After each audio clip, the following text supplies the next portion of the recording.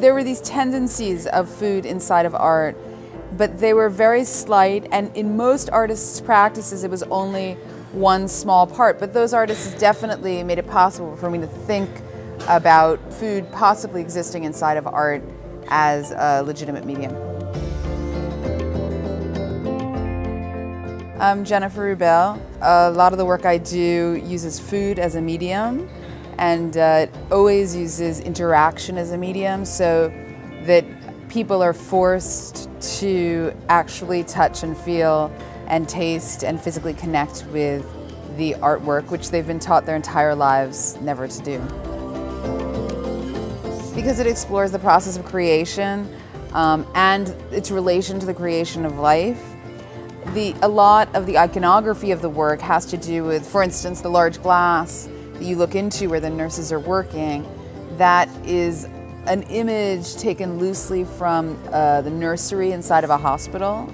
And so I also wanted a food that evoked this kind of like maternal, pregnant, nurturing feeling.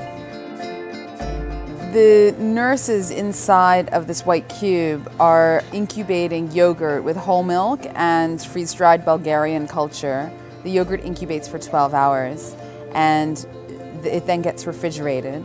And the nurses, through a slot in the cube, pass the yogurt to viewers who take the yogurt.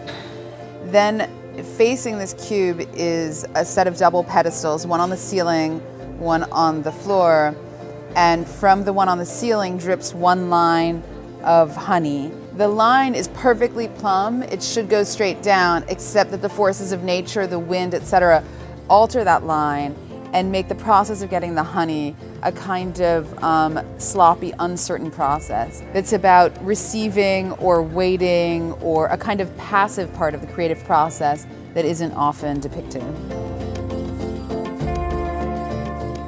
For me, avant-garde means that you're doing something that forces the definition of the medium or world you work in to expand, to include you. I think Steve Jobs was an artist who needed to build a company in order to make his work. For instance, Cindy Sherman forced contemporary art to include photography as a part of its self-definition. Ferran Adria forced molecular gastronomy to be a part of the definition of gastronomy.